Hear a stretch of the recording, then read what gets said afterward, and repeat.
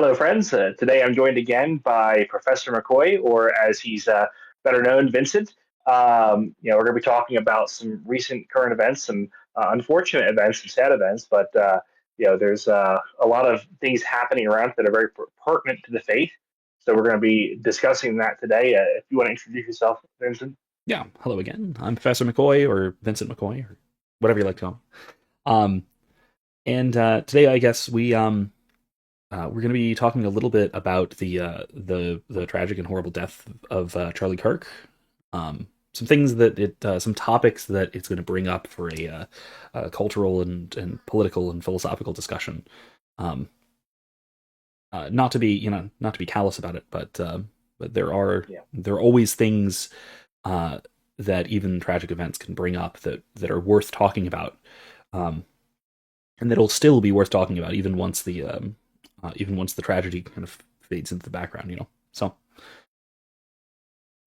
thanks yeah, for doing it. yeah, certainly. And thank you for coming on as well. Hmm. I'm glad to have you on again. It was a fun conversation last time. I'm hoping to it'd be another good one. It's unfortunate under these Absolutely. circumstances. It's a very sad happening. I guess to start, we should talk about who Charlie Kirk was. You Hmm. might know about more about him than I do. Honestly, I was only very I was only aware of him very cursory. Before the whole thing happened, I knew his name. I think he had been on Timcast IRL a couple times, and Hmm. I might have seen him there. A couple places here. I probably saw a few of his clips, but aside from just like the name and a brief association with him doing college talks. I didn't really know too much about him. I've actually kind of been binging a lot of his talks since then, and really realized I kind of missed out on a really great guy and a lot of wealth of information from him that I wasn't watching when he was still alive, unfortunately. Yeah, I have a similar experience, although I was a little bit more familiar with him throughout his career, I suppose, short as it was, unfortunately. He really, as far as I remember, really only came onto the scene after I had already graduated from undergraduate. But still being in the university environment since then, I have been pretty aware of what he and Turning Point USA have been doing. Um, and I have watched a lot of the over the years. I've watched a lot of these campus appearances, these debates, these. Um, it's not changed my mind that he does, but it's a really similar thing. Yes, Crowder. He and Crowder Something had a really similar, similar yeah. idea, um, and I Not think sure who did it that's first. uh, right. I actually don't know offhand, but they've both been doing that sort of thing, just going to college campuses, having conversations, and just sort of letting people confront them with ideas that are radically different from their own. And they've been both doing this for a long time. Um, and something I heard in the last few days is that the reason that Crowder stopped doing those is out of security concerns. Yeah, And I mean, that's interesting, but I believe it for you see sure. it. Yeah. And Yeah. so, for those who aren't aware, we're recording this pretty shortly after, within a week of his Yeah, assassination. it'll be the 1 week tomorrow, 1 week Right. anniversary tomorrow. Hmm. Um, and definitely, if you're watching this, even if it's a long time after, please keep him and his wife, and especially his children, in Yeah. prayer. Honestly, just tragic thinking about his son and daughter. It's just that's not something any kids have to go through, or the wife, his wife. I'm not sure what her name is honestly, but Erica, Erica yeah, Kirk. Yeah.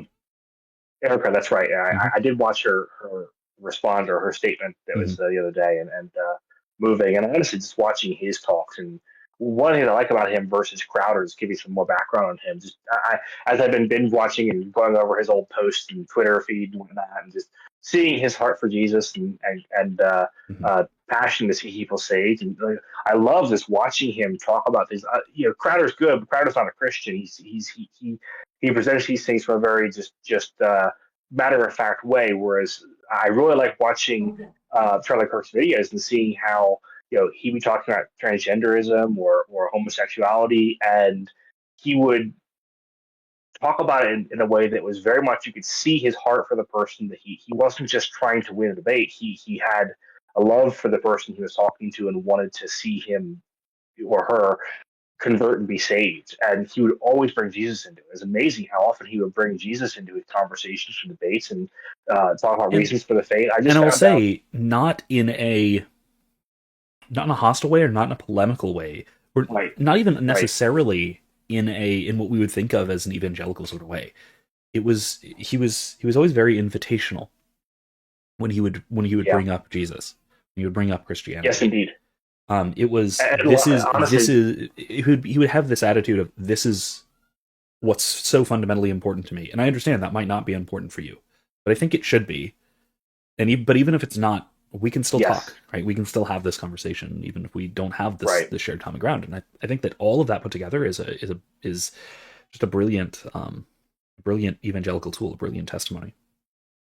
Yeah, there's a lot. I personally just watching him realize I could learn and apply and just be a better person myself and how I present things and how I talk to people. Just from his demeanor and presentation is just top notch for sure.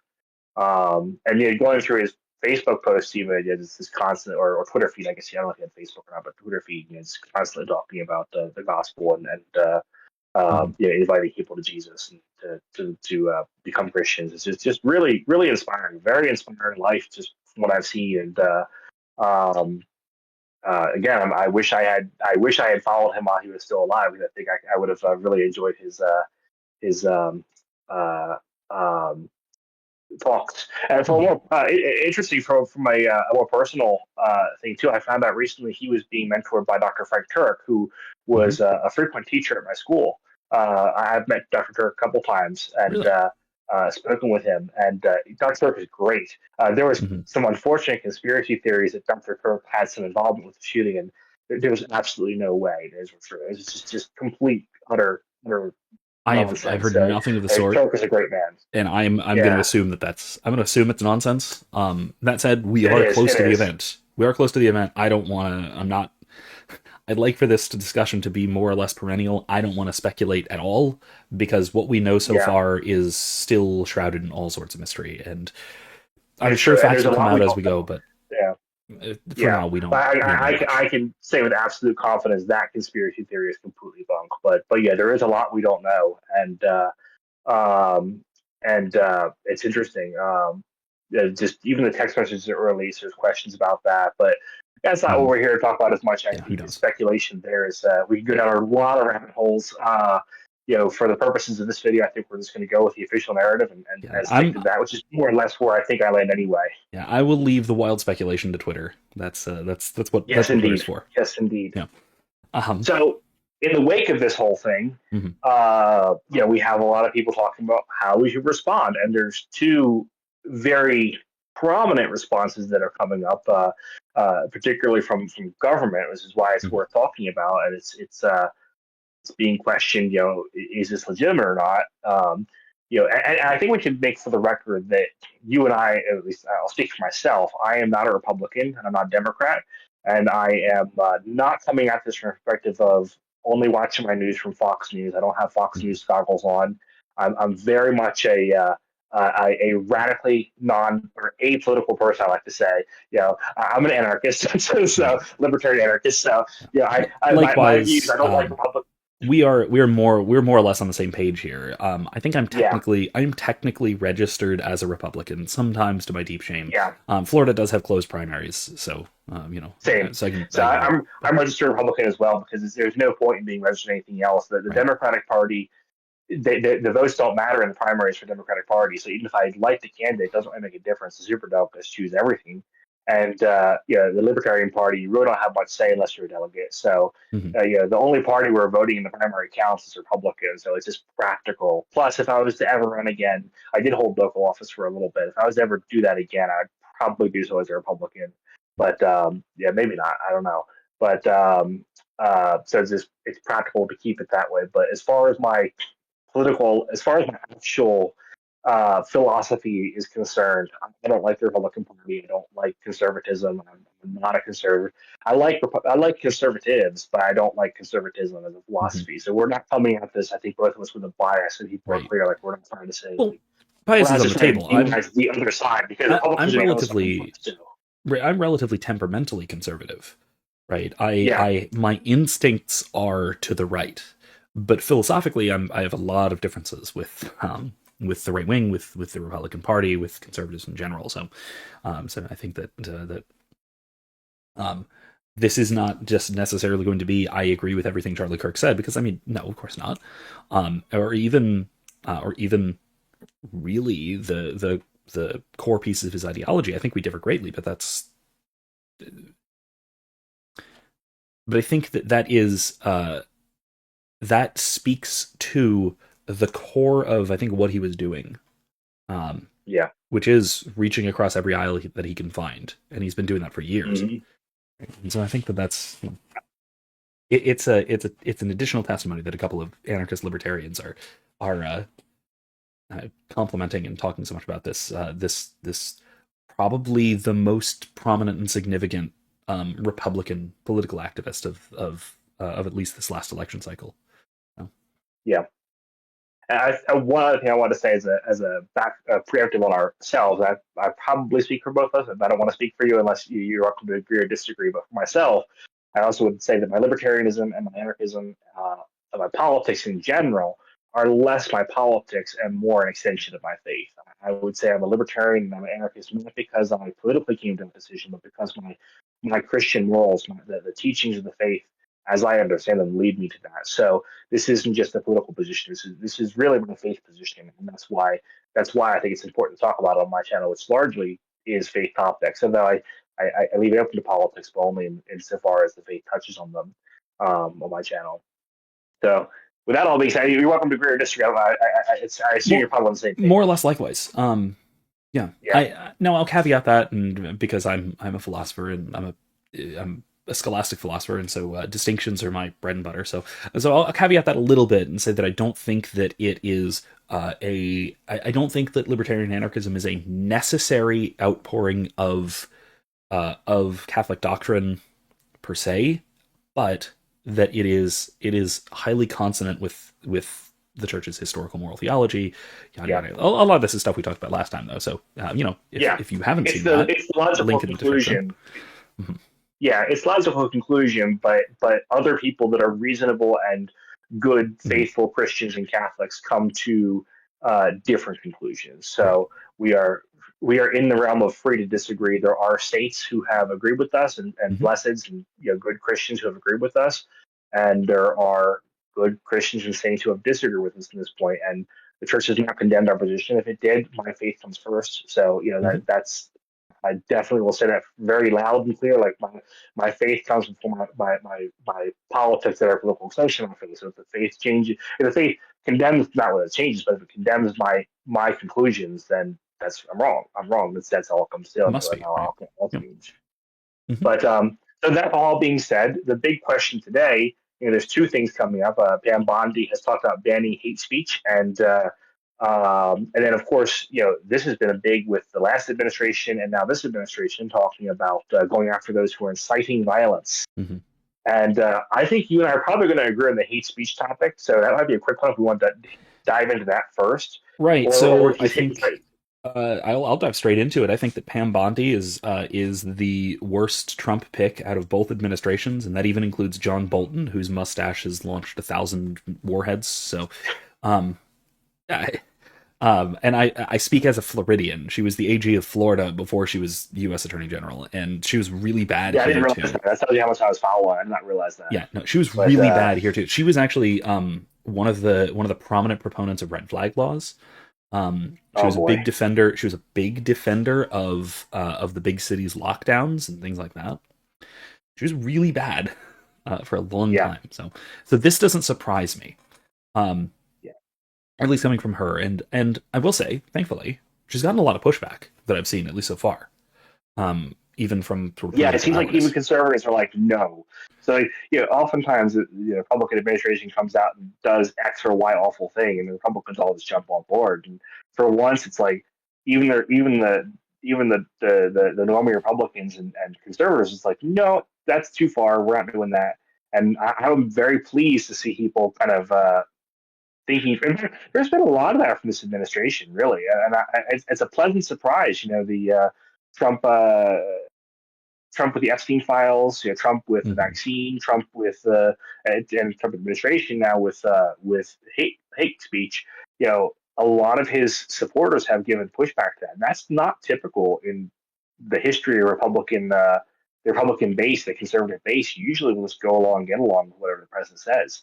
And I'm very pleased to see kind of that independent thinking and critical analysis coming back to the party.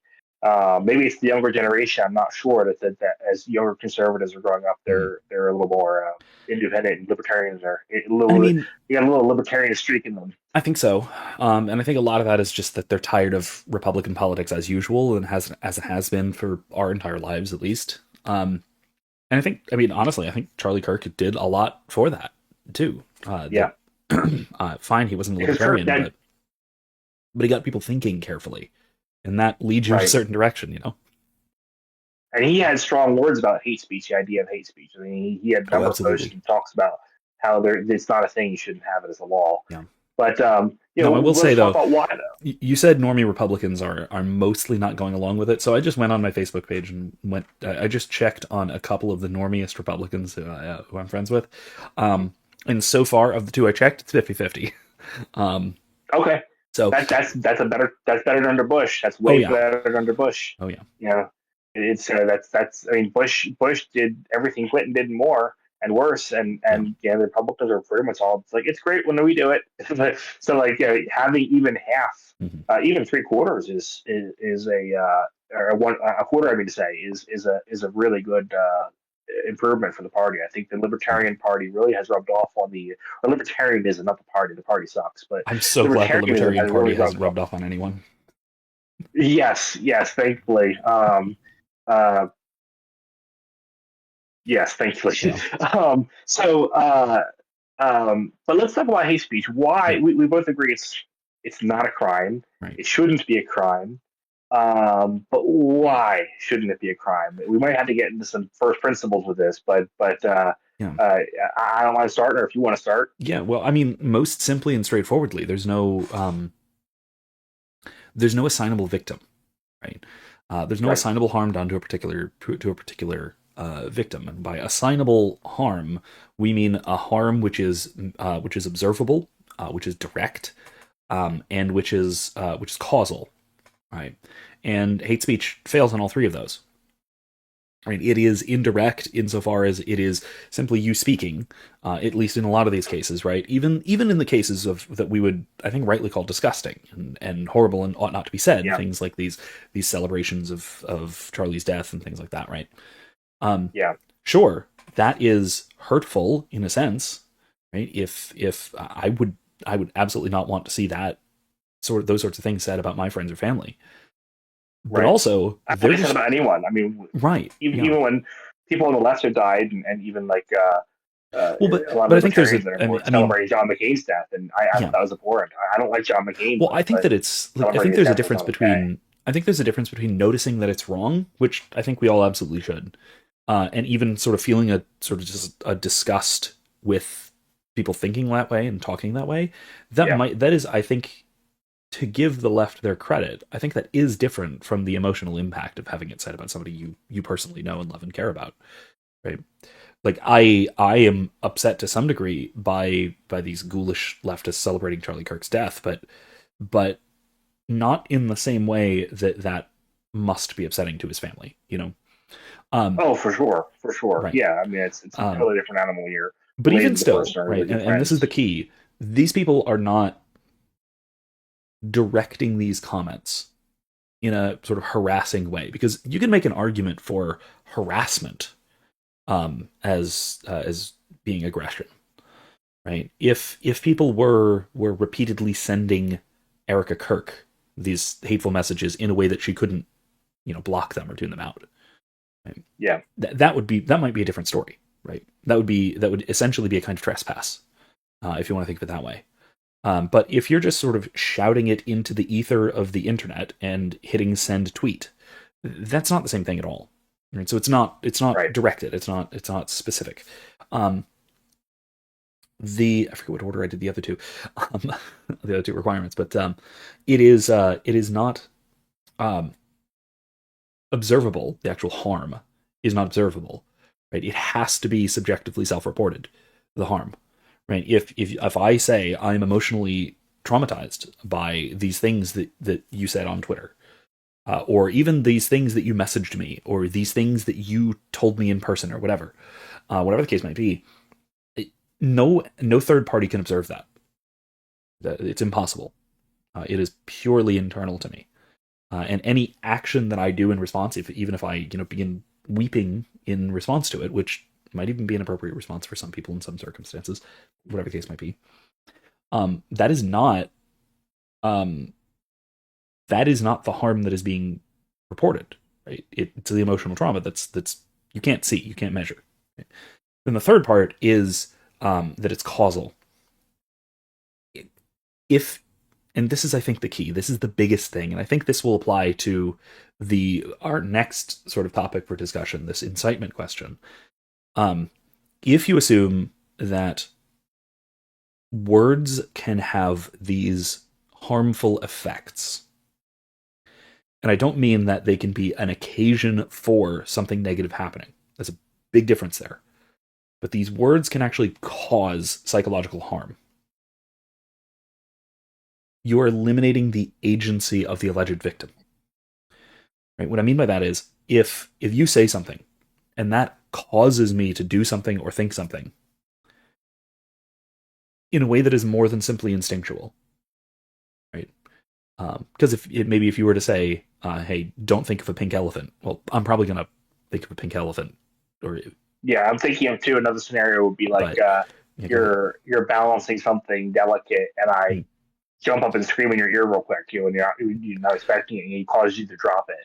It sounds like your instincts. I didn't make you drop it, but I definitely caused it. It's not like I owned your agency, but you're also impulse or reacting in the way to jump when someone jumps up at you. So I can think of a couple scenarios of that. But in a case like that, I think we can be a little precise there. That I think that you didn't. In that case, you didn't make me drop it. You dropped it for me, in a sense, right? Because you triggered a subconscious reflex. Right? It would be the same kind of thing as bumping into someone and then causing them to fall over, right? Yeah. They didn't. It would be. It's the whole thing of if someone grabs your hand and starts punching you with your own hand and say, "Well, stop hitting yourself," right? Well, you're not, right? It's the same sort of thing. But if we assume that that's what's going on with hate speech, we have to assume that the emotional and cognitive responses to other people's speech are determinate, and they're not up to you, the one responding to them. And that greatly eliminates the rational agency of the people involved. It's significantly dehumanizing, and to a great extent. I don't like that. I don't like to see that sort of thing, because that can go in dangerous places. That can go in dangerous directions as well. No, that makes sense. I think just jumping back before we get too much into incitement, I have my own just thoughts on hate speech itself. Because I think I would come at it from a different angle than you did. Go for it. Not that I disagree with you per se, just that I would come to a different way. And I think you probably agree with me on this, but as libertarians, generally libertarians do not believe in freedom of speech as a right. It's not inherent right. There's a positive right called the freedom of speech right, Constitution. But that's a right that is positively granted by the government that doesn't exist in natural law. In natural law, there's a thing as free speech, rather there's property rights. And you could say that there is a right to free speech in the sense of I have the right to say what I want using my body and my property. But you can explain the difference between that and what we conventionally mean by free speech. Yeah.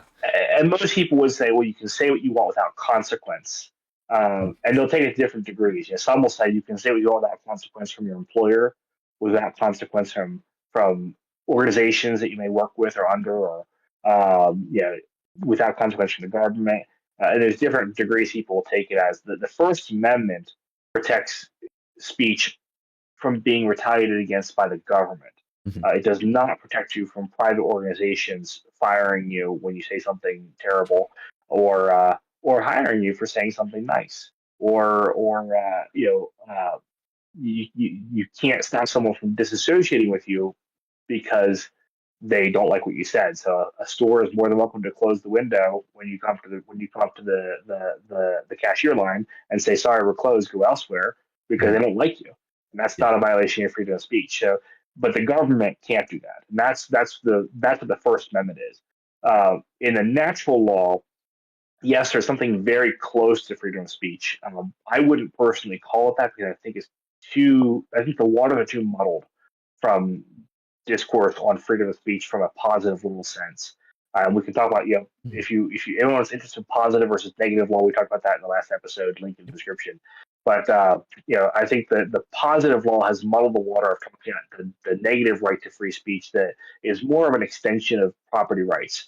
If I'm on my property, obviously, or using my property to say things, um, it's true the government cannot retaliate against me, Mm. and in some sense, no one can harm me. No one can aggress against me. There's no aggression that comes from speech.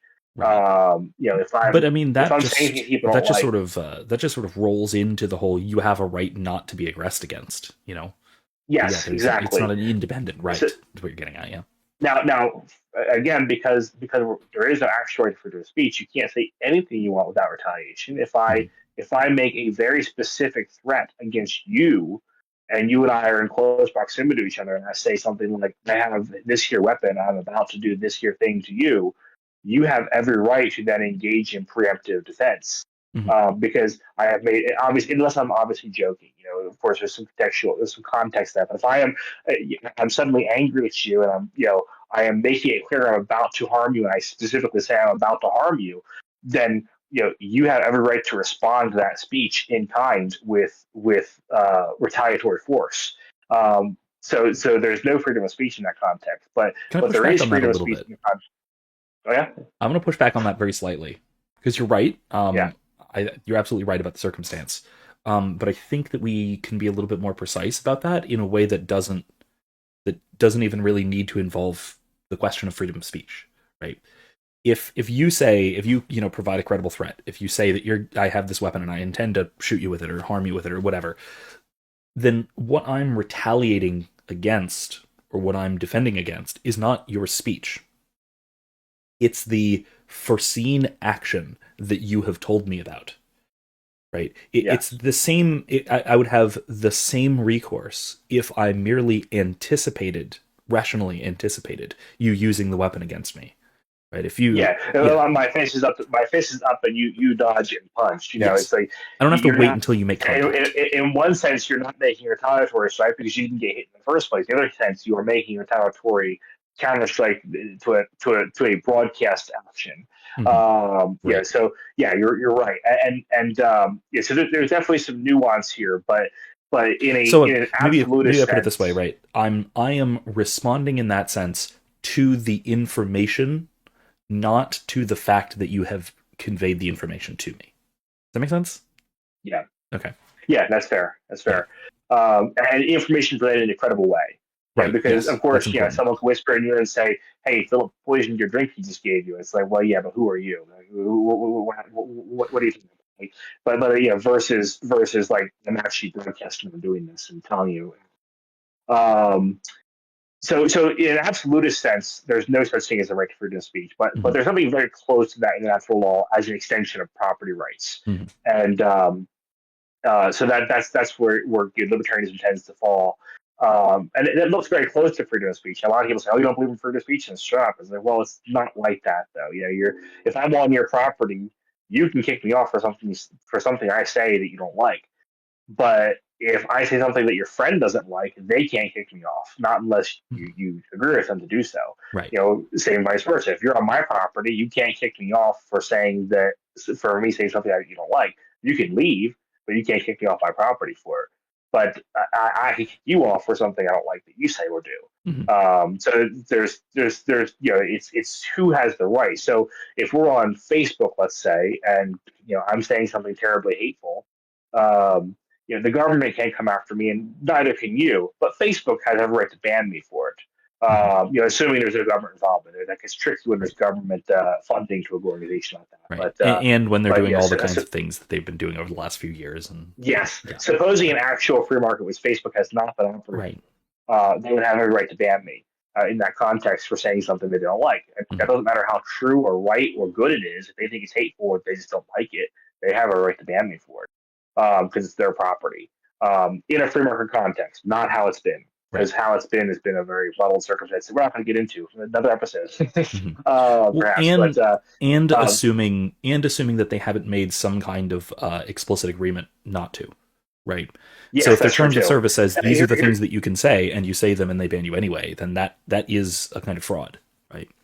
yeah, and a good So, example here's this too. On top of that, like, so you have controlling ownership in some sense of your Facebook profile. mhm, So when you post something, if I were to comment on your post, maybe you posted something about maybe you posted one of your newest Deliverance Kingdom Come videos, and mhm, mhm, your wife happened to have stepped in and talked to you for a minute. And I said something insulting about your wife. mhm. You're not violating any rights to my free speech by deleting my comment, let alone banning me. You have every right to do that. Mhm. It's not like it. I see people complain when you delete comments, and it's like, oh, not you particularly, but in general. Yeah, Oh, you so much for free speech. It's like it has nothing to do with. There's no one's rights are being violated. I don't have to Being listen. deleted. The person who owns the profile can delete the comments. It's their property, or at least their ownership, to sense that they're controlling that property, they're controlling stake in it. Mhm. So it's property rights, not an absolute right to free speech. That's what libertarians believe in. Free speech gets so muddy because, well, yeah, you can't delete comments because, oh, you're violating their rights. Well, that's not really a right. Mhm. Um, maybe I'm not going to generally delete comments or just ideas. If someone wants to talk about socialism and promote that, or if they want to make a case for transgenderism, I'll have a conversation with them. It's Mhm. when they get insulting, I'm not violating their rights to delete it. I wouldn't be violating their rights to delete the stuff I don't like either, but Yeah, I generally don't personally. and But I think that we can make um, a I think that we can make this distinction that libertarians love and everyone else hates, but is really important to discussions like this. That there is the right that you're talking about here, which is extremely specific and derived entirely from right to person, right to property, and that sort of thing, and right to non-aggression.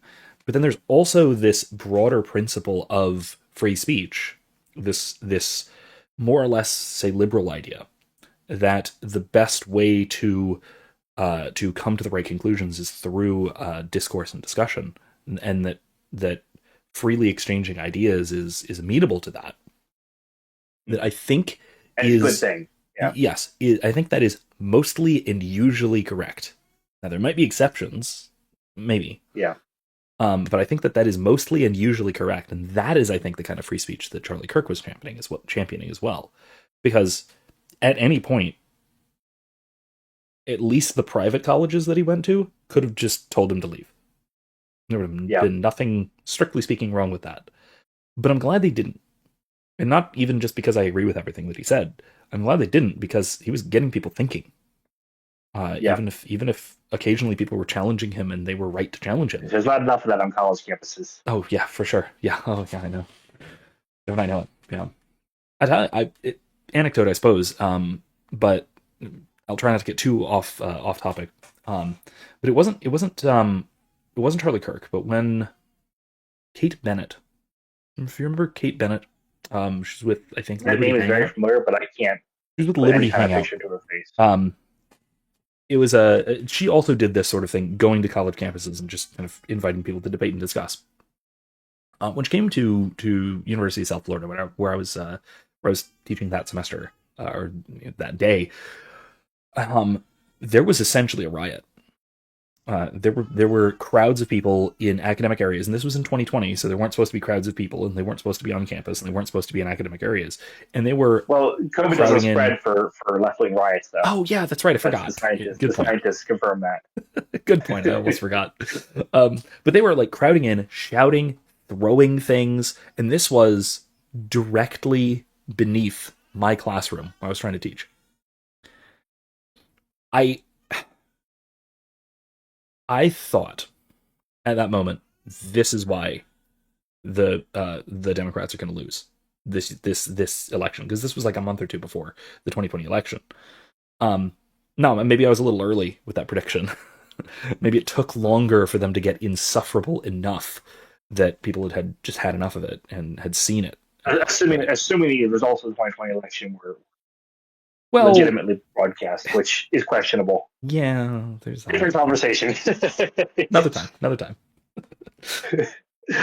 Hey, at least we won't. At least we are past the point of being banned on YouTube for mentioning anything like that. But Yes, yes. Of course, the official narrative is true, always true, and never even slightly deviating from the truth. So absolutely, we would never completely. question that.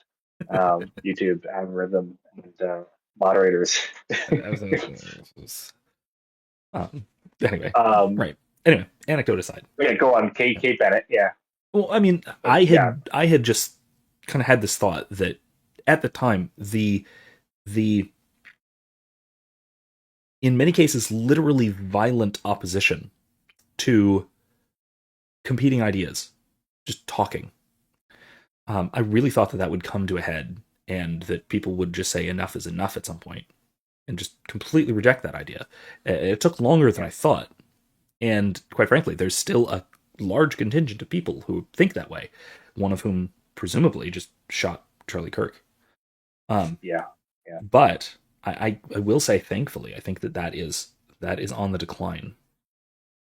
I think in I 2020 hope. especially, there were a lot of people who just felt like the riots, the lockdowns, everything is just miserable. I don't like it. I just want it to stop. And if I vote for the Democrats, it'll all go away.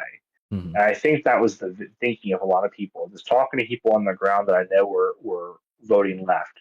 Uh, that was kind of my impression that they felt like they were hostages, and if they just give the hostage the person keeping them hostage what they wanted, then it would all just go away.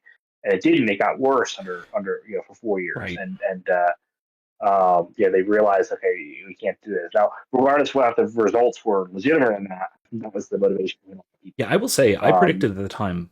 You can go back on my Facebook feed and call me on this if you want.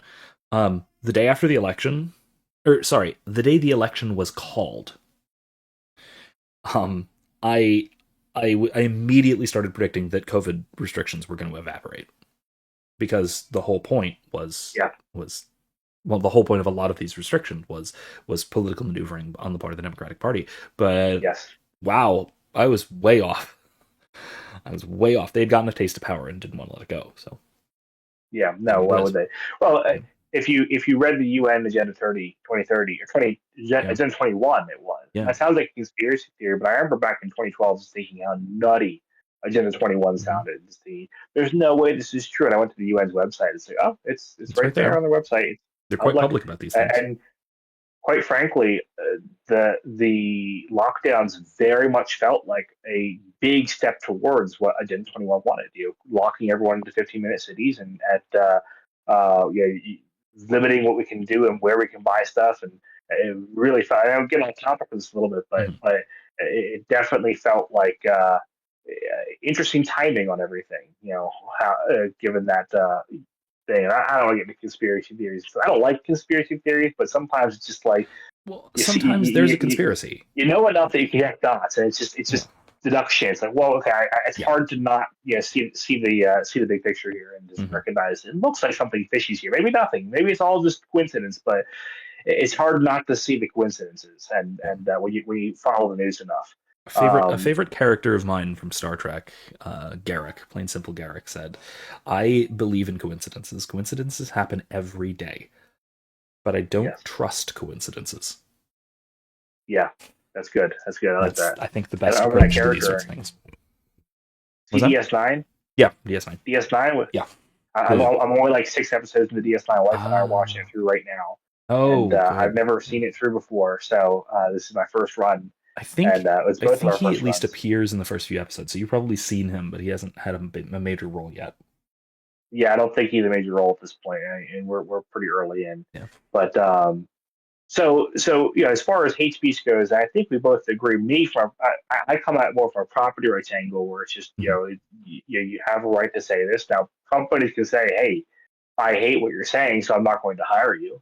Mhm. But the government can't come after you and say that's hate speech, and whether it's hate speech against a political party, a person's identity, a person's ethnicity, or a person's religion, you know, we have every right to hate that speech, but it can't be punished by the state.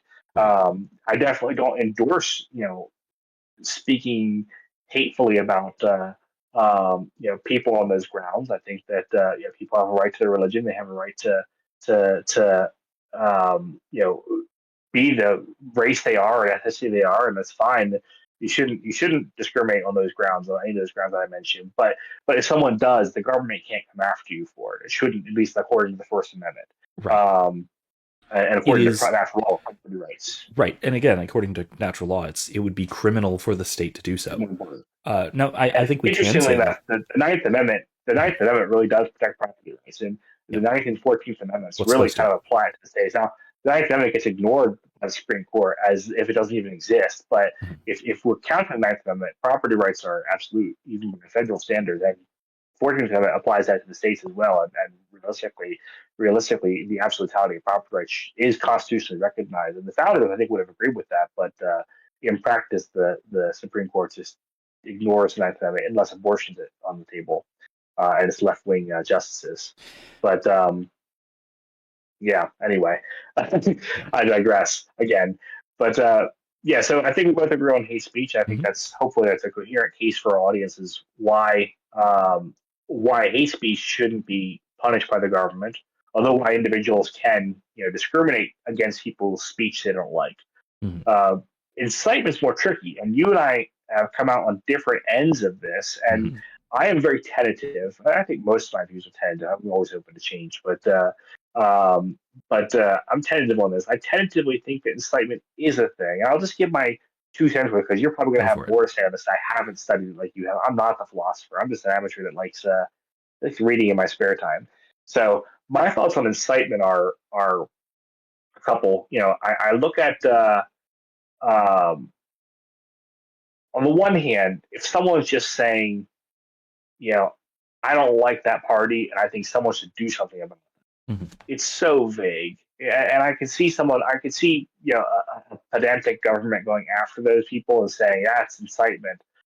But, like what Trump said on January 6th, like, nah, there's no way that can be considered incitement.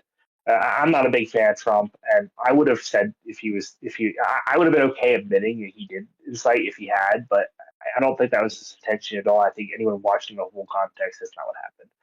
But um, but there are contexts where you have like politicians, for example, on the left in 2020, openly encouraging riots.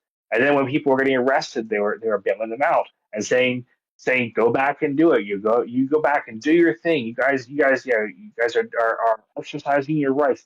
Show them what you want by throwing bricks through windows essentially. And they're not pointing to any pursuit. They're not saying you over there, John, you go throw a brick through that window over there. But they're clearly encouraging insurrection in 2020. The left was, and it was happening. The cities all across the country were on fire. I mean, Chaz over in Oregon was Mhm. literally an anarcho-tyrannical communist, like independent state for a little bit because they had quarantined off the city with communist guards and were shooting people trying to get in and out. I mean, people died there, and the left was encouraging all of that. Mhm. In my mind, like you have whether it's news reporters or politicians or just public figures or people that are maybe in the crowd that have influence. That that seems to me to be a violation of the NAP, which for those who aren't listening to that non-aggression principle, you cannot aggress against me, I cannot aggress against you. It is a right to not be aggressed against, a negative right to not be aggressed against. It seems to me if I incite a riot in your town and your property gets destroyed as a result, I bear some responsibility for that. Now, granted, people have free will. I agree with that. But it would seem to me that I encouraged it, I called for it, I got the crowd riled up to go do it, and sent them out there, hypothetically speaking. Then stuff gets destroyed. I bear at least some culpability for that in a legal sense. I think as having violated the NAP, the aggression principle. Um, Not as much so if I say, Vincent, here's $5, go throw a brick for that window, and you do it. That's like directly hiring you to do something. Right. Uh, I think we you can still both had agree that agency that in both is. cases. I think we could both agree that that is, especially given the exchange involved in the explicit agreement, Yeah, that confers responsibility. Right. That's right. criminal.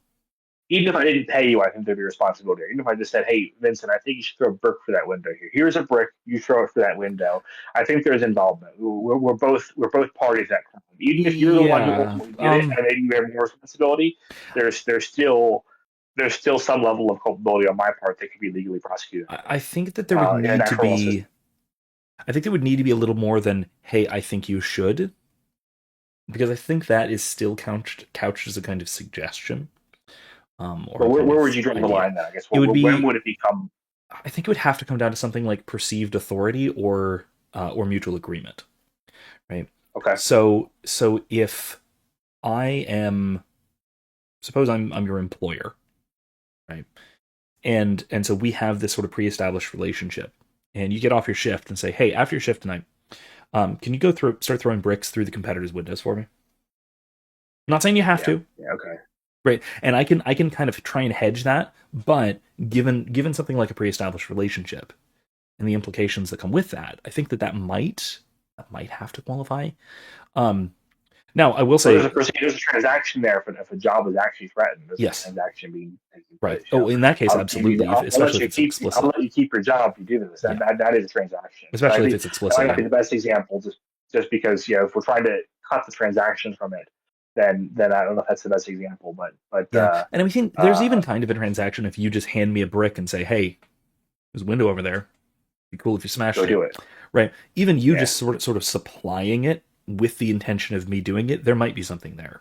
So I'm open to that. Yeah, I I'm think open to you're that. in, and so yeah, this comes down to like if I supply the bus a bunch of rowdy individuals into a city, Hmm. is that much different? And there were all these riots. There was always pallets full of bricks Yeah, if you wherever just so the happen rioters to were, leave were your dropped pallet off. full of bricks in an area where you know for some reason there's going to be a riot in the near future. Right, and that was happening. That was happening in Oh yeah. 2021. Now, of course, it's slightly different than it. We're not talking about incitement in general, and it's slightly different than what Yeah. we're talking about with the situation it's currently in hand with the right trying to now go after Hmm. incitement, where you have left wingers saying because the example we've seen thus far has been the left, and it's always the left. Hmm. It's for whatever reason always the left doing this.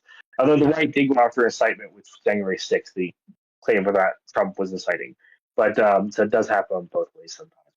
But Well, I mean, that was claimed, but I think that's a really implausible case. oh, I I can't think agree of any too. real I agree. plausible cases of Even if incitement on the incitement right. is real, yeah, even if incitement was real, I don't think Trump did it. But Hmm. there was a case of the right being accused of it. But it's Yeah. always the left that's doing it. It seems like or being accused of it because Oh, they are. oh, I've got Um, one. I've got ideas. There are, I think, cases where you can make a good incitement case on even on the right. FBI entrapments. yes, I think that might do it. yes, I think that might that's actually that's do it. that's a great And example. I have a hard time arguing against that, and partially just because of my extreme bias against the state and state agencies. I really, really want to blame the FBI for those poor troubled Is souls that a being cognitive convinced. dissonance, or is that actually a See, rational argument against it? see, I don't know. That's actually a good question. Um, Because yeah. because from if I'm playing devil's advocate and putting myself in your shoes in the Hmm. conversation from this far, both here and off camera, it would seem to me that your argument would allow for entrapment from the FBI, and I agree with you. I don't like entrapment from the FBI. I think Right. it's excitement. You have examples like the Iranians that the FBI got under the Obama administration, where there was Oh, right. Iranians Yeah. trying to blow up. I think it was the Federal Reserve building, and they posted all over the headlines that the Iranians tried to send two spies into America to blow up the Federal Reserve building, and the FBI released their official report. And when you read the Wall Street Journal or the New York Times, it just reads like the FBI caught some spies. When Hmm. you read the official report, this is not conspiracy theory. This is public information. You can go to their website and find it. When you read the official report, they were just two random Joes that happened to live in Iran, and they uh, talked to them, presented the case to them that you should come over and do this. We're I forget how they did exactly what they presented themselves, some kind of authority that was hiring them to do this. Hmm. Paid for your tickets over here, gave them all the supplies to do it, and it turned out to be a fake bomb, or whatever.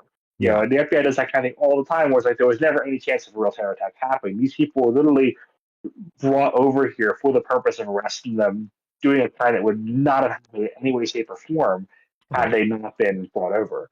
Right. And I think that there's a couple of elements in here that I think it takes it beyond what you'd call incitement, in the strict sense, where you yeah, can tie direct responsibility.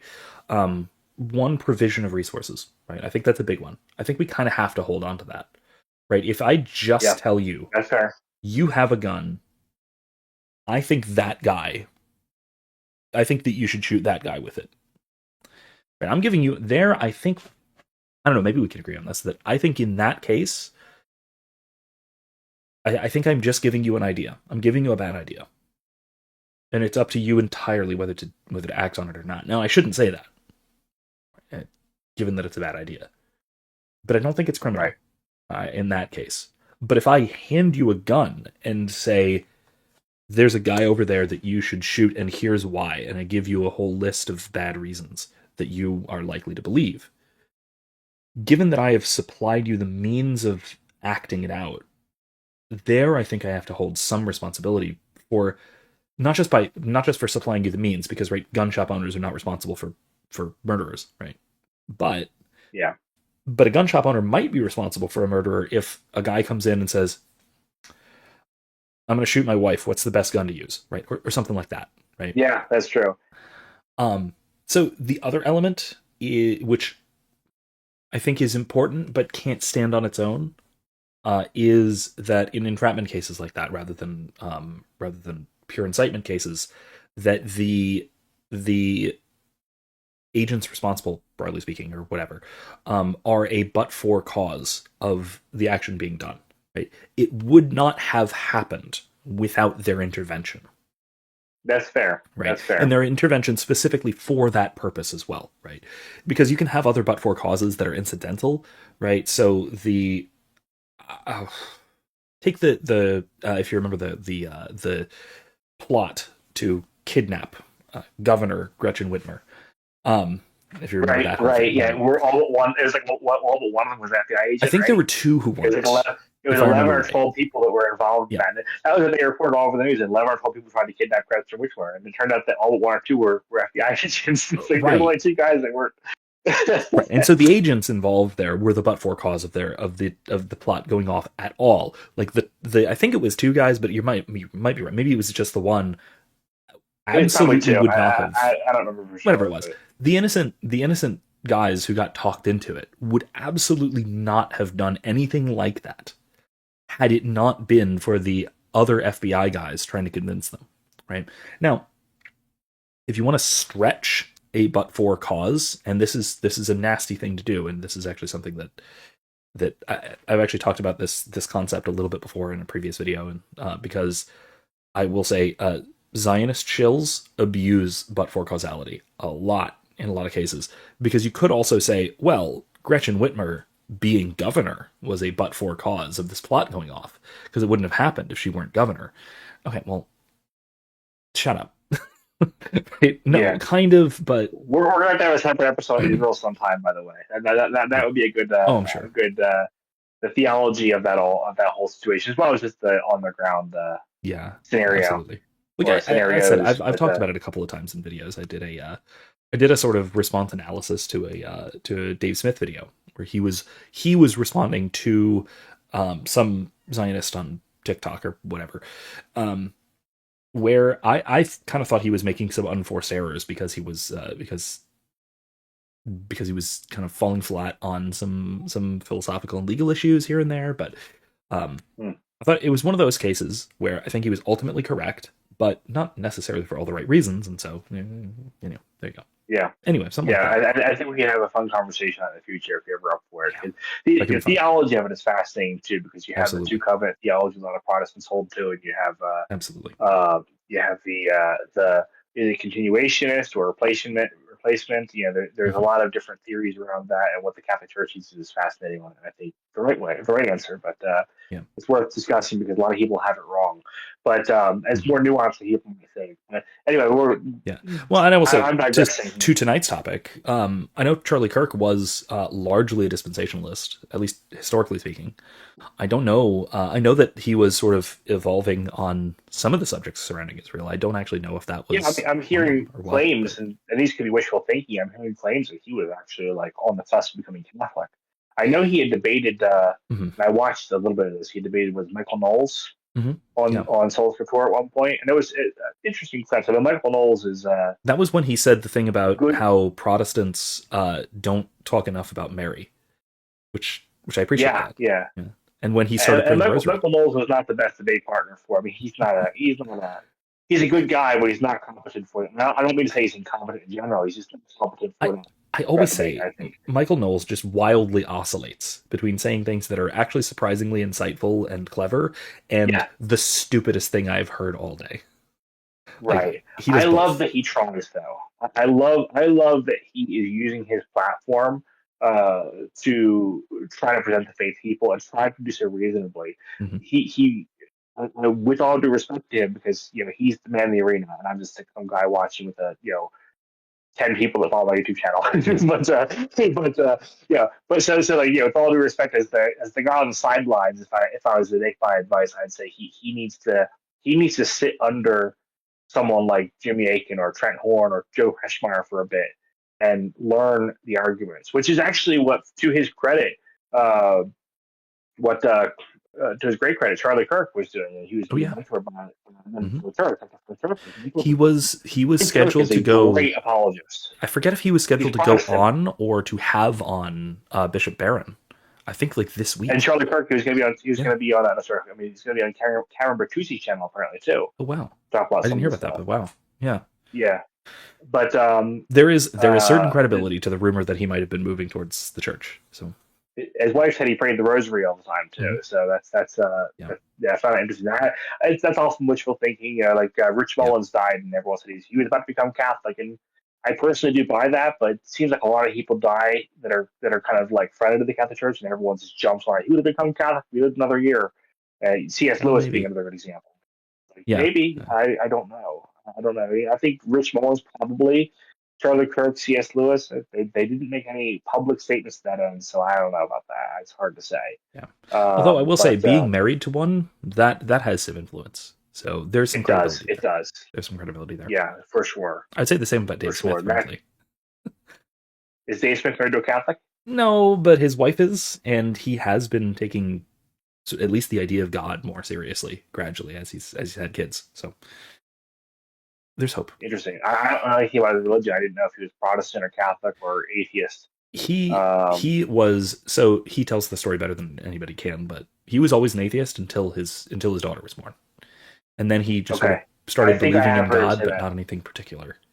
So Yeah, he's a theist like Jordan Peterson. mhm, Um, something like that.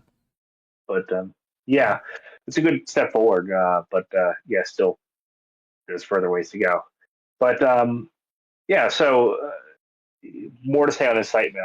I agree with you. Bring material cause to if I'm inciting, it needs to be something that wouldn't have happened if I hadn't been there. I think that's a fair thing to say. I think yeah, it's a fair thing to say. To be a legitimate violation of the non-aggression principle of an act, it needs to have been something that wouldn't have happened had I not been there. mhm, Now that I can see going in a bad way though, because well maybe it just happened because yeah, maybe I didn't say anything that was intended to incite, but I just made a passing comment, and that got the conversation started that turned into a riot long after I left. right. And I think it It's has to like be okay. So I think that's why you have to it have needs to be the direct cause, directly causal, right. Well, it has to be intentional. and with the intent. Yeah, with the Yes, intent, exactly. directly causal with the intent. And That's that's difficult to crucial. prove. I'll admit that's difficult to prove. Yeah. In any kind of just court system, that would be very difficult to prove. Hmm. But I could say if you could prove it, perhaps I admit it. Perhaps I Right. say, yes, I was trying to incite a riot in this context. Perhaps, yes, I would say I was trying to incite some kind of violence in this context. Well, okay, I've admitted it, and I did it, and it happened. Okay, well, in that case, I would say it is a violation. You are trying to incite someone to, or a group of people to do something Yeah. uh, that would violate the rights of another. Yeah. Um, And I think that or a great example of excuse me, a way that you could prove that is if there is some kind of documentation that was what you were setting out to do. yeah, And I think that would show up for like the Antifa case is a great example of that. That I think yeah, that well, I mean, even if you remember that article from 2020 after the election, that whole like the shadow campaign to fortify the Yes, 2020 election or that whatever. was Yeah. a Time magazine article, I Yes. believe. Yep. Time Magazine. That one. A lot of people in that article who were interviewed for it and who were contributing to it came out and said, well, we were, they essentially admitted to being direct but for causes of a lot of the riots. And then also on the flip side of it, causes of there not being riots after the election because they essentially turned it off. That Yeah. speaks to a kind of involvement that is ultimately coordination, right? Rather than just, And the saying something circumstantial evidence that the inflammatory. riots stopped after the election. Mm-hmm. There is, and despite popular culture saying, "Oh, circumstantial, you can't hold that against me." Yeah, circumstantial evidence absolutely can be used in court, Mm-hmm. and an entire case can be built and prosecuted and won on circumstantial evidence alone, justly so. Mm-hmm. So circumstantial evidence absolutely can be used in court. So when you have circumstantial evidence There like the has to be fact that more they of it not only sufficient to prove the there's the case, but confession, which isn't circumstantial. The mm-hmm. confession is direct evidence, but then the circumstantial evidence that what they confessed bore out in the facts that it happened while they were doing it. It Mm-hmm. stopped happening when they said when they stopped Right. doing it. Yeah, so that's the circumstantial where okay, it lines up with the timeline. It It, could it be coincidence, circumstantial, but it lines up with what they confessed, and that lends to the case that they were doing it. mm-hmm. They're not just playing it up as if they were so important and you see what we did. it shows or at least strongly suggests a causal connection, and that's what circumstances can help to prove. So yeah, I think so. In a case like that, yeah, I would. I think I would concede that would be something like incitement, criminal incitement. Um, but again, where you were urging caution is the flip side of this, right? Because there were a lot of people, if you remember back to all the way back to 2015, when the riots on college campuses were really starting to kick off because of conservative speakers, there were a lot of people arguing that people like Milo Yiannopoulos were inciting riots by being provocative. Yes. You know? Yeah. And they were saying the Proud Boys were inciting violence by being there, Yeah. with their gear on and whatnot. And I don't have a strong opinion of the Proud Boys. I haven't followed them too closely, but from what I understand, they were just there to protect conservatives if there were to be violence against them, and Right. that's all they ever did. Yeah. But And that's actually I really could be wrong on interesting. that. That's actually a really interesting possibility. Can you incite violence against yourself? Do you think? What do you think? I'm not sure. Yeah, that's similar to saying, "Go on, punch me. Come on, punch me, man. Yeah. You do it. You see what happens." I mean, is that inciting? In some ways, it is. Yeah. The question is, I mean, at that point, if you do punch me, so that's the thing. If I say, "Come on, Vince, punch me," you won't. Vince, you go ahead and punch me. You go ahead and take a shot. See what happens to you. I mean, yes, I am inviting that, Mm-hmm. and if you punch me, I kind of got what I deserved. I kind of Yeah. got what I deserved. I'll tell you a story, a little embarrassing story. When I Mm. was a kid, I was probably like 12, but someone said, "You know what? I'm going to punch you." And I said, I thought I'd be a tough. I'm like, "Go ahead." And they punched you right in the face. I'm like, I guess I can ask for that. Like literally Yeah. asked for that. I was like, I learned my lesson. Don't be an idiot. But Yeah. it's like, what can you say about that? He punched me in the face after I told him to. It's like, Yeah. so I you mean, learn, actually, live and learn. there's another great example of Uh, this. There are a lot of people who are now claiming, falsely, they're wildly misinterpreting it, but they're claiming that Charlie Kirk incited his own assassination by his support for gun rights, which is obviously wrong. The question is, where's that right. line? Right? The question is, where's that line? Where do we And draw that? it's a difficult question. It is a difficult question. But I would put this as one of those things where I do think, and this falls into some of the gray zone of libertarianism as a whole. Talking Mm-hmm. about the last episode, I think we talked about this. Maybe with someone else I talked about this with, where the when does property become abandoned? When does property start? And there's just Yeah. some difficult questions that libertarianism. I think there's good answers, but that's we always start with the presupposition of property existing and being owned by someone. But what about that question of when is something considered homesteaded? When is something that was homesteaded Yeah. now considered abandoned? That's Right. a difficult question for libertarianism to answer. I think there have been good answers. Locke had some good answers for it. I think that the development of thought since Locke has only gotten better in answering the question, but it's still a bit of a murky area. And I would say the same thing for here. Incitement, in my mind, I think there is something called incitement that is a real violation of an app. I think that's a real thing. Now, where the line is where it gets a little bit more murky. And at least in the literature I've read and the things I've seen and my own thinking, it's still a gray area. Now, maybe Rothbard has an article on this, maybe Alpha has an article on this that just brings absolute illumination to the topic, but I have not yet seen it if there is one. But I think I can say, at least in my instincts and what I see in my own reasoning, I think I see that there is something called incitement. And it is a violation of NAP. But where the line is where it gets more tricky. Yeah. I think you might have convinced me. Still keeping some caveats because I can't just give up. Yeah. But and I think you might actually convince me otherwise. Yeah. Okay, so okay. Let's walk through this a little bit because I think you might be right that there is something like incitement. But I think that so we can list out some things that we might be able to figure out based on our discussion so far. It has to be causal. Right? There has to be some contribution to the actual thing being done, whether that's a but-for cause, whether that's material contributions, whatever. There's got to be some kind of actual like documentable cause. It can't just be a suggestion. There has to be something like intent, and that has to be provable somehow. Even if that's difficult, I think that would be a standard. I mean, proving crime is a lot of times difficult, but you can do it sometimes.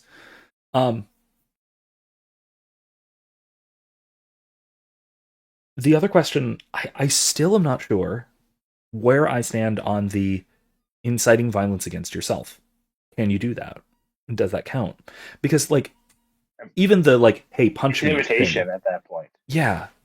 I mean, at that point, you're inviting them. Okay. I mean, to me, now, can you accidentally incite violence against yourself? That to me is more obviously no. Right. I think you're right. I said something. I said something that someone didn't like, and their response was violence.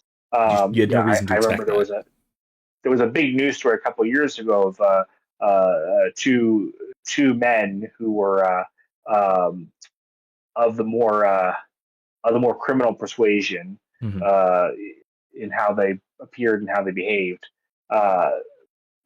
beat the tar out of a Kohl's employer, the Macy's employee, because they thought they heard him say a hateful word against them. Okay. And it turns out they were wrong, or at least there's no evidence that he did, and he said he didn't. But a lot of people were saying, well, he incited the violence against himself by virtue of having said that bad word that we're not supposed to say. Yeah. And it's like, okay, well, I mean, even if he did, he wasn't looking to get himself beat up. He wasn't trying to get himself beat up. Right. You can say things to people. If I can say, Vincent, you're a despicable person. Maybe I'll use some harsher words than that bad word. And your mother smells in elderberries. Whatever. Well, I'm being gentle here, but right. And I may retaliate with a cow launched from a catapult. You know how it goes, right? You're more than welcome to respond with some mean words about my mother smelling of elderberries or something like that. Yeah. But you're not welcome to punch me in the face. That's not an invitation to punch me in the face.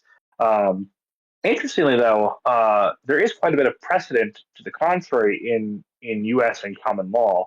Yeah, but I would say it's wrong. And I think I tend to agree. The culture of honor in the Appalachian Mountains back in the 19th century and even into the 20th century was pretty much recognized as like, you insult that guy's mother, of course you got shot. Like that, you got reserved, and the judges would rule in favor of the person who did the shooting in those cases. So like, there is some interesting precedent in U.S. law and common law courts, but I would say that's just wrong. Those courts were wrong in that case, but it's still. I mean, there's also the case of an action being criminal but understandable, right? A sufficient insult might get you punched, even if it shouldn't. You can kind of anticipate that, though, right? And it's probably wrong to do, and you should probably be charged for it or retaliated against or defended against, but it's understandable doing so. Doesn't mean it's right. Well, there's two damages too. So let's say the classic the classic man says something insulting to a woman and she slaps him in the face and walks off, storms off. I mean, Yeah. yeah, she assaulted him, but like, where's the damage? I Yeah. mean, Right. if he had a red face for 30 seconds afterwards, and that's the worst that can be said Yeah. about it, it's like there's nothing criminally wrong there. I mean, Very different from being shot. Right. very different from being shot over something similar to that. You know, Mhm. so yeah, I think there is damage has to be taken into Yeah. consideration. Yeah, she was wrong to slap him. She violated the nap, but beyond some social pressure, it's really hard to really kind of say anything to really do anything about that. Yeah. And not to mention two guys too. You and I you know, shooting the breeze back, drinking some beers, and maybe I say something off the Yeah. I mean, cuff that was insulting, and you give me a punch in the yard because it's a stupid thing to say about your mom. Okay, yeah. well, like, yeah, maybe you violated our rights, but like, okay, I man, I have to just deal with But it. you're There is a pretty okay level of with like it, minor, right? At that point, it yeah, becomes mutual combat, even if it's one-sided. I think fair something enough, like that. fair Yeah. enough. Sure. Which Let's go with which that. in the libertarian society, duels are legal. Right. Uh, Right on. so my feeling is this: um, you, being the individual online, have publicly made a statement that is horrible, Mhm. and either celebrating the death of someone or, if we go back to other earlier events, encouraging riots and celebrating the riots, or calling for the death of people. You're making public statements that Well, indicate you are well, an let's unstable person, a let's violent just person. keep it to non-criminal speech, just for the sake Yeah, of oh yeah, simplicity, right? yeah, yeah. Yeah. Okay, yeah. No, I'm saying non-criminal. For the purpose of Yeah. the argument, it's not incitement. It's Gotcha. not Okay. It's not incitement in the sense of violation of the NAP. Yeah. Gotcha. So Okay. they Cool. haven't violated the non-aggression principle, aka the NAP. Um, I remember not everyone knows what the NAP is. So I'm trying to clarify when I say that term. Yeah. Um, so yeah, it's not a Not the violation thing of the you're about to take non-aggression after we're principle. done. No. Yeah, and not, yeah, exactly. Um, so yeah, but they're still doing horrible things. Maybe Mhm. they're saying horrible things about a certain race. Mhm. Maybe they're saying horrible things about a certain person. Maybe they're celebrating death of a certain person. Maybe they're celebrating riots and encouraging riots online. Whatever it is, it's not criminal per se for the sake of the example, but it's horrible. And Mhm. you're revealing to the world about yourself that you are a despicable person by encouraging and supporting this stuff, and maybe even an unstable person that wouldn't be safe. I heard about a Microsoft employee who was celebrating the death of Charlie Kirk, and they waited to the weekend to fire him. He's like, "Oh, they waited till I was off on my day off to fire him." It's like, yeah, because they didn't want you to shoot the place up. They Mhm. waited till you were out of the office where it was safe to fire you because you revealed you're okay with murder when you disagree with people. So Right. I would say charity demands that if one of the people on my friends list says it's okay that Bob, this Bob Smith, we'll just take out a real example, gets murdered, well, you can say Charlie Kirk, it's fine, doesn't matter, but he's saying about this person, it's okay that they got murdered, it's good that they got murdered, or it's good that it would be good if someone did murder them. Mhm. Even if it's not a crime, you are revealing about yourself by saying to the thing that you are an unstable person that's okay with me. And charity demands, if I see that, to warn the appropriate people that Bob Smith thinks it's okay to murder people he disagrees with, Yeah. and that would include your employer, that would include your any immediate relations that may be at risk, Mhm. of that. It's charity. Now, could I do that on a bad motive? Some people say, well, it's a sin if you're doing it out of vengeance because vengeance is the Lord's. Okay, that's fine. Yeah. Maybe I'm Probably. doing it out of bad motive. Let's say I am doing it out of bad motive. The right thing for the wrong reason, as G.K. Chesterton said, it's better to do anything worth doing is worth doing poorly. Right. Yes. You should still do the right thing. And if your Mhm. motives aren't the best, you should work that out with God. I agree. You shouldn't be doing it out of the heart of vengeance and wanting to see people get it. That's fine. I agree. That's not a good motive. But putting the motive aside, it's still the right thing to do. If your heart's wrong, work out your heart, but still do it. Yeah, I think that I would say that doxing can do more. Now, I'm not advocating hacking into servers Mhm. and accessing private messages and accessing private computers and things. I'm saying people have voluntarily put this information out there on some kind of public platform, have advocated for something despicable. Um, the employer has every right to fire them for that. That's not a violation of the migration principle. Hmm. I have every right to tell the employer about it. That's not a violation of the migration principle. And since they are revealing about themselves that they might actually be murderous, I frankly think I should. That's charity. That's charity to the employer. And also, I think it's charity to the individual that they see they're crazy. They've allowed themselves to be so given over to hatred and the enemy. And I think it's Yeah. demonic. I think it's demonic. I'm not saying they're possessed, but they've allowed themselves to be so given over to the enemy that they now think murder is good and acceptable. There needs to be some kind of social consequences from that, because social consequences are the only thing that's possible when it's not a crime.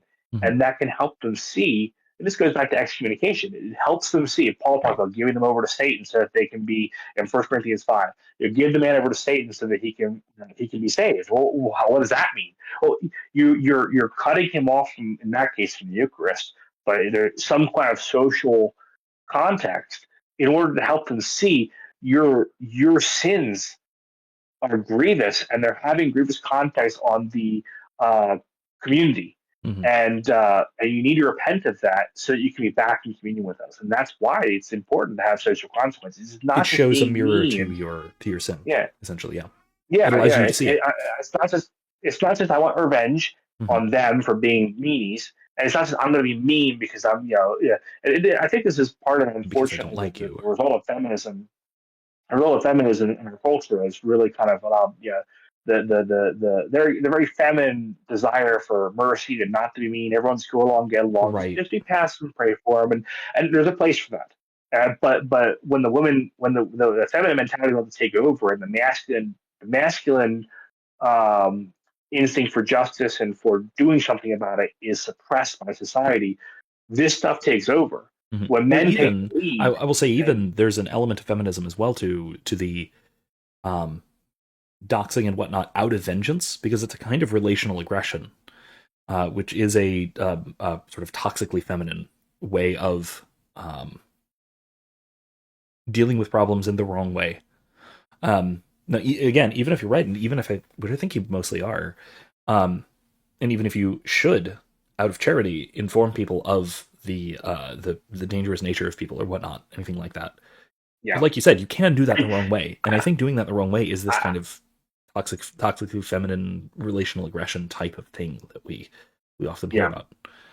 So a couple yeah, of things that I'm not sure about. I want to see yeah. I what want to you hear your think, and thoughts. maybe we Yeah, can work through it. So one thing is the publicity of the information. Doesn't that matter? Right? So if you tell me something in confidence, like, hey, if you tell me how much you hate your boss and sometimes you really just think about killing him, is it doxing if I tell him that? Or does the same well, there's reasoning two apply? questions there. There's two questions there. Hmm. There's the I tell you in confidence that I don't like my boss and I think he's a jerk. Yeah. Um, Or okay, even you tell me in I confidence that you told don't you. like Charlie Kirk and you think he's a jerk and it's great that he died. And I say, Let's keep to the boss. Let's keep the Boston yeah, they're two separate play. I cases, think but yeah. that's because we're using, there's a couple different examples, a couple different answers. So the boss. Let's start with the boss, and let's give scenario one. Scenario one. Hmm. Uh, I tell you, I don't like my boss. I think he's a jerk. John is just such a jerk, or I don't know, Bill. I think I'll try to use a name that no one in my company overly works for that name. You know, uh, Oh yeah. uh, Stenopolis. I think he's a terrible guy. I don't know what they have a name, but he has to have a boss. Okay, that's all I said. He's a jerk. I don't like him. I told you in Right. confidence. I mean, Hmm. obviously, you have a negative right to go and share that stuff. Yeah. Unless you contractually bound yourself to not sharing, you have right to share. Now, Hmm. but a social right, a moral right, I would say that you would be in violation of charity to reveal what you and I Yeah. on the back porch over a couple beers were talking about. Right. I would say that would fall under detraction. You've revealed something that the other person have a right to know, Right. Yeah. Okay. in a moral sense. Now, scenario two, someone says to you, "I don't like my boss. I hate him, and sometimes I just think about murdering him." Okay, now we're on a different topic here. If Hmm. I'm serious, if I actually mean, not just because I've heard people say that I've heard people say that as like Like I feel like them as like exaggeration. Yeah. it's hyperbole. They Yeah. obviously don't mean it, Venting. but if they Yeah. actually mean it, or you think they actually mean it, okay, well, yeah, charity demands you reveal that conversation. Right. Because then he has Um, a right to know so in that case. he has a right to know. Hmm.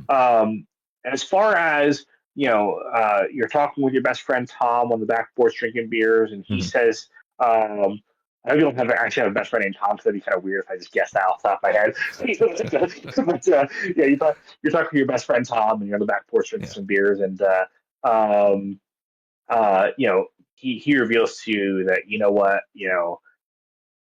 as much as I'm on the same page as you politically, I just thought Kirk was a jerk, and I'm glad he got what was coming to him.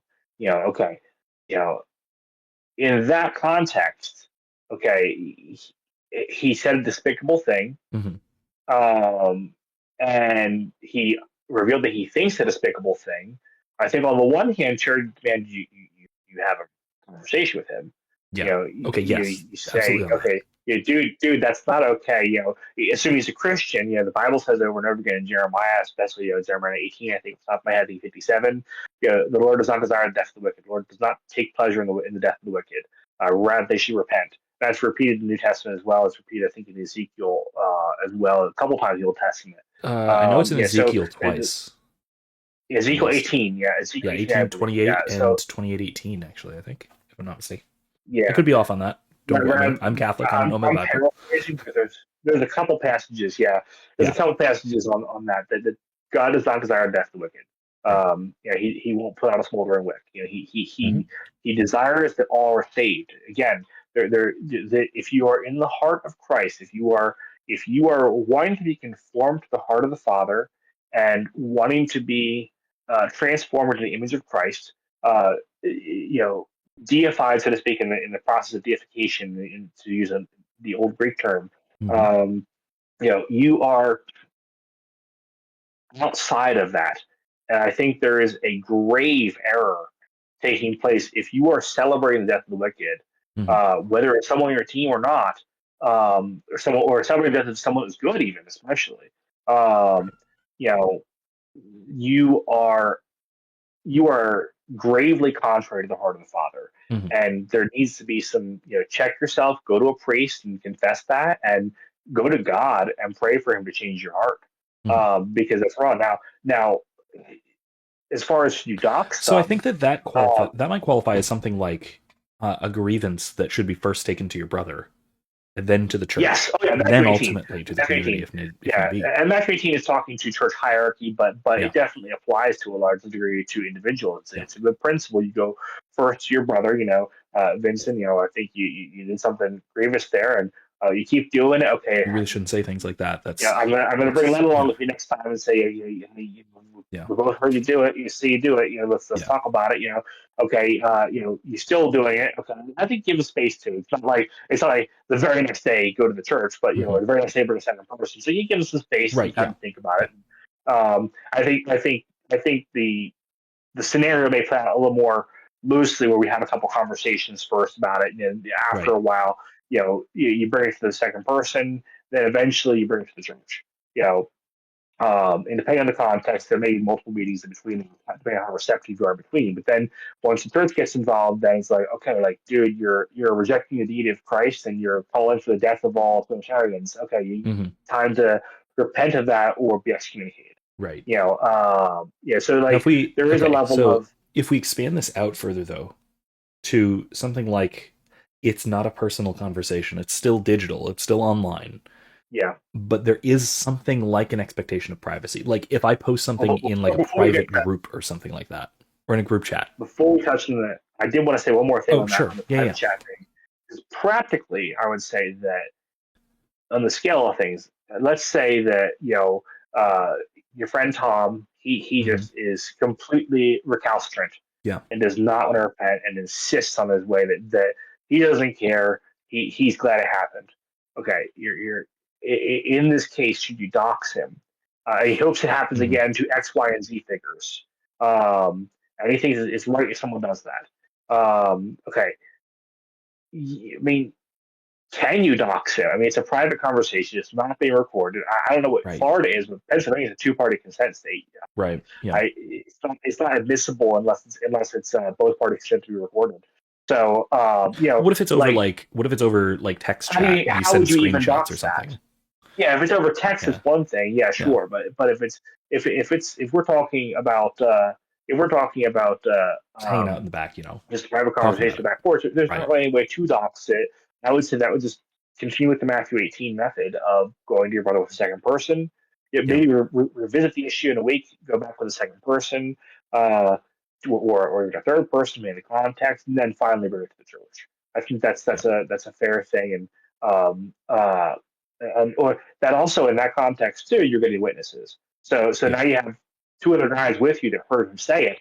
Well, now you do have evidence that you can present to the boss. That's actually now the you do point, have yeah. evidence you can present to the priest. So there's that too. Mhm. So that would be my 2 cents on that. As far And it as also, in that case, it becomes sort of more and more public, and not just the sort of private conversation as well. yes, indeed, indeed. He seems to be like more willing to express this more broadly, and that matters. Which eliminates any concern of charity, right? I think detraction on your part. Yeah. So then, as far as a text message or private messaging service, Yeah. Let's say we're what is like a group chat, messaging? or I was even thinking of like a private Facebook group or something like that, right? Where there is this expectation of this doesn't go beyond this specific barrier, but it's still to some degree public. That's a fuzzy area, right? And I think I'm okay and we all with have our groups of guys that we text and share memes and things with. So there's a level of like, okay, well, this is obviously a private channel, but it's I think that in that case, let's just say it's a one-on-one chat. I think it's helpful. I think you would still follow the Matthew 18 thing if he's not actively trying to saying he's going to do this. Mm-hmm. I would still follow that probably for a friend because I think I've Terry demands it. I think the doxing and promoting it too. I think I have a right to share as far as a negative right. Yeah, sure, I could share it. Right. But I think with someone in the church, and we were talking about someone in the church, you would go through the Matthew 18 process. For someone outside the church, I mean, that you're going to play that case by case. Yeah, I think that if you think you can successfully approach them and reasonably, then I think you do have an obligation to at least try. Yes. But if that isn't plausible, then maybe not. Right? But I'll say this: I had a friend who was an old friend from college who used to be who's like one of those ex-libertarian types. I actually have a few ex-libertarian friends who've gone both directions. Right. I used to be a libertarian, then I grew up. It's like, you mean then you started getting violence because he's people? Yeah. It's hard to growing up. I'm sorry. Then I realized I don't like fascism, and so I stopped being a libertarian. And that's this one. This one guy who's on. One guy I talked to, a Facebook guy, literally told me I was libertarian until I took DMT. Then I realized what other people have reason, man. That's what it took to get you back to libertarian. You broke your brain on drugs. Sorry, dude, but like that's not an argument. Sorry, go on. He'd gone in the sort of leftward direction, and I reached out to him. I reached out to him privately, and I was like, "Dude, this is not who you used to be." And I tried that approach. Now, he didn't like immediately, recant and change his mind and put his Ron Paul posters back up or whatever. But maybe that maybe that sort of caring outreach by someone who at least used to matter, who we used to have a close relationship, maybe that will stick in his mind, and I think that is, even without doxing somebody, that approach can be more helpful, at least in a lot of cases. Now, that said, I think your point about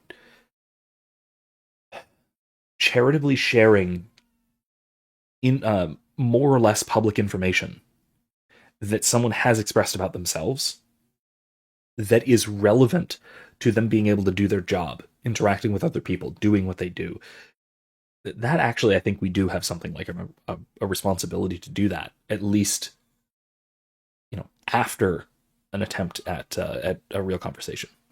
So I think that I think so.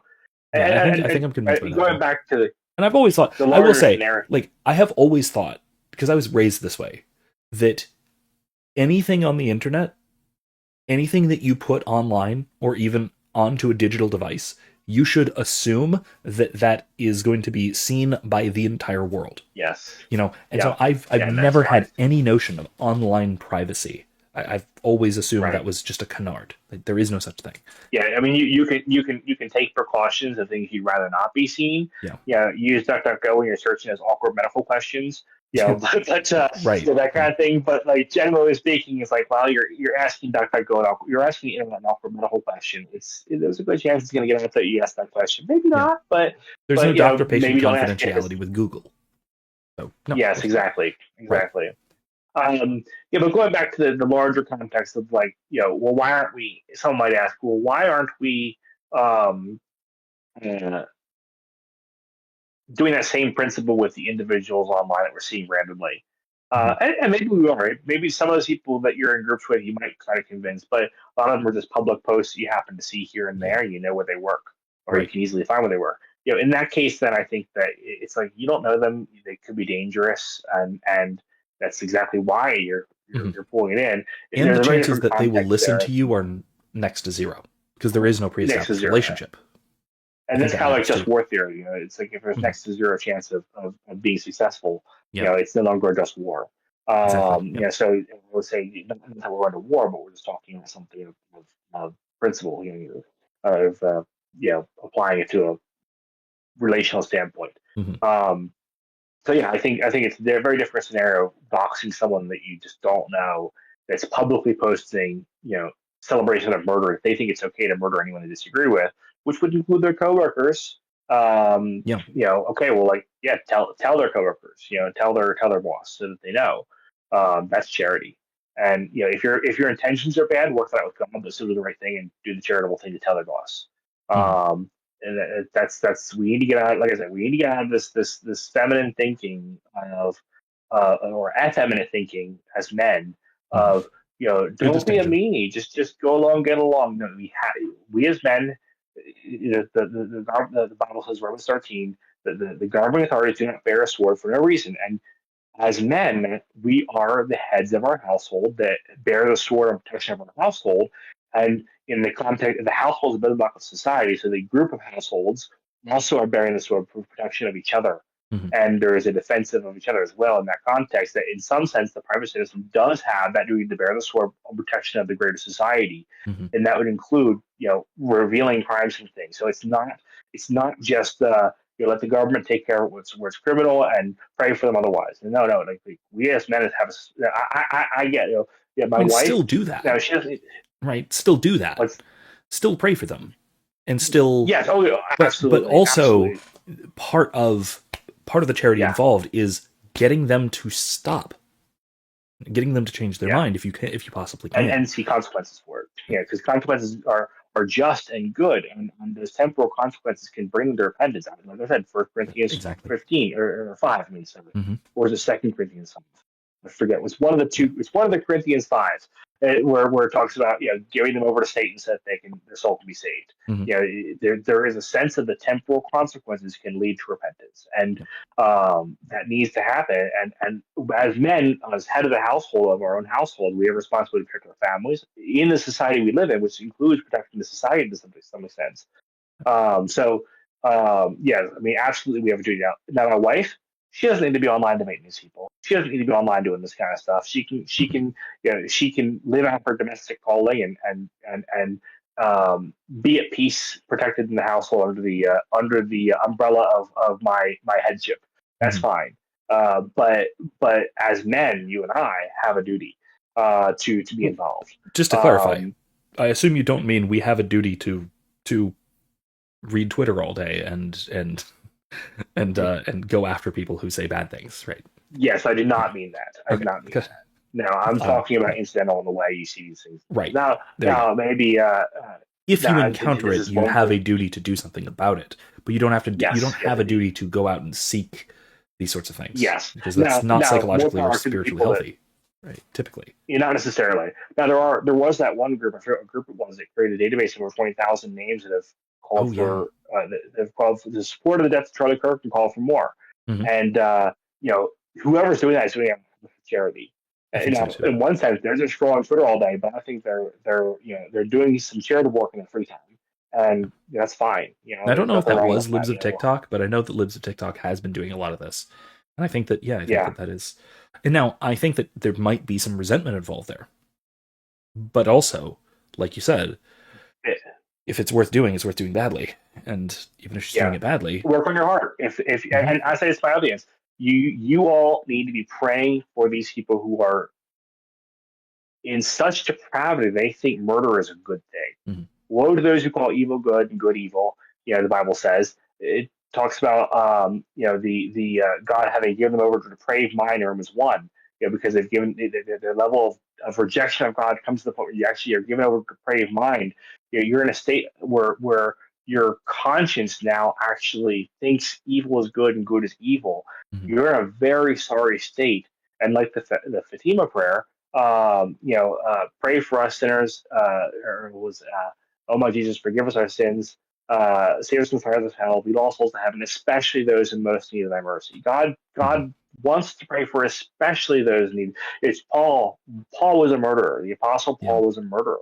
He was assassinating Christians, and he had people praying for him, and and then he look what was happened. converted and Yeah. became one of the greatest apostles, Hmm. possibly the greatest So, apostle. That's debatable, but he became a great apostle. mhm, And that's that. We should pray for that for every one of these people. We should be praying for Tyler Robinson and mhm, praying that he's yeah. converted and becomes a remarkable witness in jail Okay. for Christ. There was something that But I forget who said this. There was probably a few people who said it, but pointed out that if by God's grace, Tyler Robinson, the presumed the again presumed assassin, um, if he were to come to Christ and seek forgiveness, somebody pointed out that Charlie Kirk would be thrilled to see him in heaven. yes, he would be. He would be. I've seen that post too, and yet I agree. Yeah, I agree. That anyone who's in heaven would be thrilled to see another sinner that's been saved. absolutely. That's just the reality, because anyone who's in heaven has had their heart perfectly aligned to the heart of the Father, and the Mhm. heart of the Father does not desire that any man be saved, any man be damned. Yeah. He desires that all men be saved. He calls all men to himself, contra Calvin. So Yeah, the which is biblical. It's in the Bible. absolutely. It specifically says he calls all men to himself. A lot So of things so much contra for Calvin are in the Bible. Yeah. yes, yeah. Most of the Bible is contra Calvin. Hmm. But So Romans 9. I'll Another so I want conversation. to end on something. And Yeah. so I want to kind of bring in my patron saint, uh, to whom I have a particular devotion, having picked him when I was 13, and I thought it was really cool, and the bishop Who's had your never heard saint? I of don't him. even know who it is. Saint Drosinus of Soissons. Oh, I should have done that. It's your public. Your It is, profile yes, picture. it is my saint name that I go by on social I media. So mean to ask you how to pronounce that. Thank you for answering that yeah, question without me Drosinus. having to ask. So Saint Drosinus of Drosinus. Soissons was a fifth century bishop in southern France in Soissons. Mm-hmm. And he was most known for establishing monasteries and parishes against the will of the pagan king at the time, the local pagan king. Okay. And he did this So much for Romans through, 13. well, yeah. Well, he did this through essentially just doing it, and then, at least the legend goes, and then just sort of getting away with it by talking the king out of killing him for doing it. Okay. And so he is the patron of invincibility and thwarting the plots of one's enemies. And again, you can see why at 13 I thought this was the coolest thing ever, right? That's cool. That's cool. I like I it. still I agree, like it. but but the the devotion to him, such as it is, which is quite rare, but mine at least, a large part of it is praying through his intercession that our enemies fail in their plots against us. And it's not just for our own protection, it's for theirs as well. Because if Yeah. someone means us harm, it will be better, not just for us, but for their soul that they fail. Yeah. Even if they're going to hell, there are stages of hell. And better they commit less mortal sins when they go to hell Yeah. than more, because you'll be in a deeper spot of hell if you committed more and worse mortal sins than if you committed less. So yes, for And sure. the failure to commit some grave evil, even if you intended it, even if you are guilty for the sin of it, is all the more chance to turn to God. And it's all the more Yes. chance to repent. It's far easier to repent of something that you tried to do than something that you actually carried out. And so we should pray for not just those who persecute us, and not just so that they will fail, which sure, that too, and not just so that they will come around, but also that their plans might not succeed, that they might fail, so that they can realize what they ought to have been doing and what they ought not to have been doing, and so they can return to God. Yeah. Yep. So I think it's a good note to end on, and I agree. We pray for these people. Pray for Charlie Kirk and his family, especially his daughters, but especially Kirk as well. I don't know if he's in purgatory or he's straight to heaven as a martyr, which is We'll a talk about that question we're next going to time. talk about, whether or not he does We'll he count as a martyr. we'll do another one for that, because I do want to talk about it, but it's late. Does he count as a Christian martyr, and could he be a saint? Are two fun questions that fun questions. I mean, it's a tragedy. I don't mean to make light of it at all. That's not my intention. I'm exhausted right now. Did I mention I already got 5 hours of sleep a night for the last month? I'm sorry. Yep. But I would like to discuss that again, because I think it's a quick answer, honestly. Could he be a saint? But I've heard a lot of people ask that question, and I'd like to answer it. Is he considered a martyr? My opinion is yes, but I'd have to go back and forth why. And if your opinion is no, that'd be a good conversation. I will say I'm a little more skeptical on the matter, but I'm persuadable. So we'll see.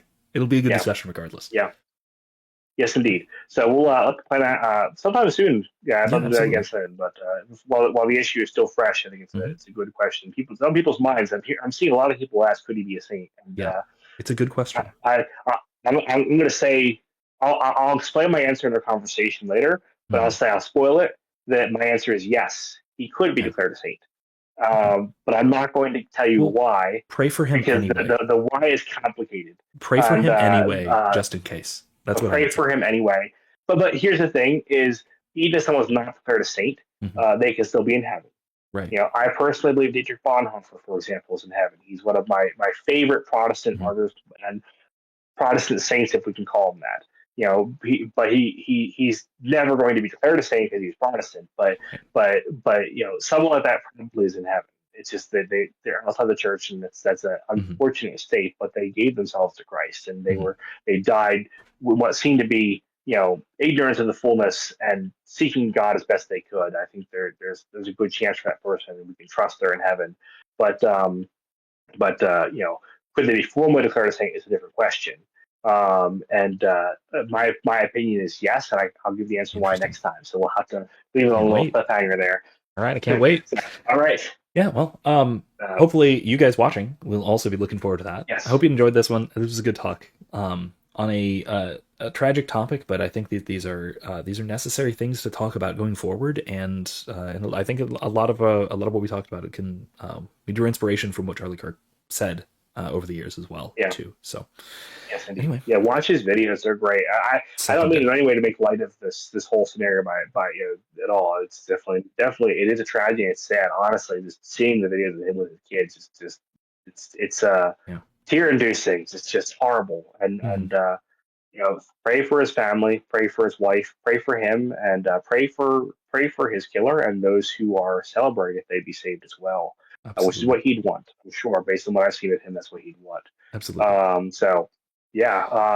that note, we'll have to have a future conversation in the near future. Will do. And in the meantime, like and subscribe, and donate to Vincent's Patreon or whatever it is you use, Patreon or Coffee. I'm not sure what. I use Coffee or Ko-fi or whatever. I have Vincent, I'll say I have my moral beefs with Patreon from years ago. Yeah, rightfully so. Yeah. Give Vincent copious amounts of money and like and subscribe to both of our channels.